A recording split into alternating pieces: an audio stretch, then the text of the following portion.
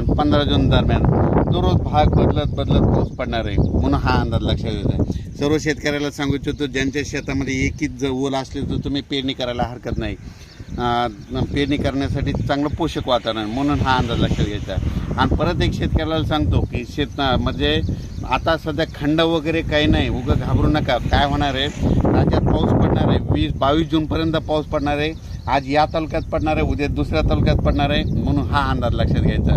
सर्व शेतकऱ्याला सांगू इच्छितो की राज्यामध्ये फक्त 15, 16 आणि 17 जून दरम्यान थोडी उघाड राहणार आहे, पण विदर्भात मात्र पाऊस पडणार आहे म्हणून हा अंदाज लक्षात घ्यायचा. एकंदरीत राज्यात परिस्थिती बघितली तर राज्यामध्ये पश्चिम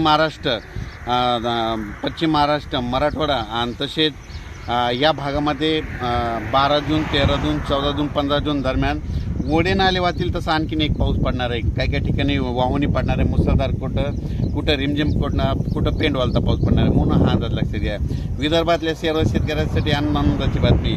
विदर्भामध्ये आज म्हणजे 12 जूनपासून आज विदर्भामध्ये बऱ्याच ठिकाणी पावसाला सुरुवात होणार आहे आणि त्याच्यानंतर विदर्भामध्ये देखील पाऊस वाढत जाणार आहे आणि विदर्भाची शेतकऱ्याची पेरणी देखील ह्या 20 तारखेपर्यंत सुरू होणार आहे म्हणून ही विदर्भात शेतकऱ्याची आनंदाची बातमी. परत एक राज्यातील सर्व विभागावाईज घेतलं तर सर्वात पूर्व विदर्भात आज म्हणजे 12 जूनपासून पूर्व विदर्भामध्ये पावसाला बऱ्याच ठिकाणी सुरुवात होणार आहे. त्याच्यानंतर पश्चिमेद्वारा देखील 12 जून ते 22 जून दरम्यान दररोज भाग बदलत पाऊस पडणार आहे म्हणून हा अंदाज लक्षात घ्यायचा. आणि त्याच्यानंतर मराठवाड्यात देखील सर्व शेतकऱ्याला सांगू इच्छितो की म्हणजे 12, 13, 14 जूनपर्यंत दररोज वेगवेगळ्या भागात पाऊस पडणार आहे आणि एकच ओल असले तर पेरणी करायला हरकत नाही म्हणून हा अंदाज लक्षात घ्यायचा. ओल जर नसले तर पेरणीचा निर्णय घेऊ नये म्हणून हे देखील लक्षात घ्यायचं.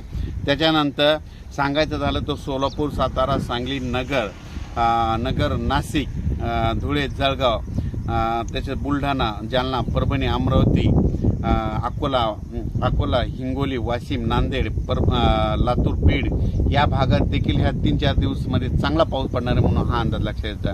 पण सोलापूर जिल्हा, धाराशिव जिल्हा, लातूर जिल्हा, बीड जिल्हा आणि सांगली जिल्हा म्हणजे आता ह्या 3 दिवसात मात्र आणखीन जोरदार पाऊस पडणार आहे. म्हणजे तिकडं ओढे नाले वाहतील, छोटे तरी असेल तर ते देखील भरणार आहेत म्हणून हा अंदाज लक्षात घ्यायचा. अचानक वातावरणात बदल झाला तर परत एक मेसेज दिला जाईल.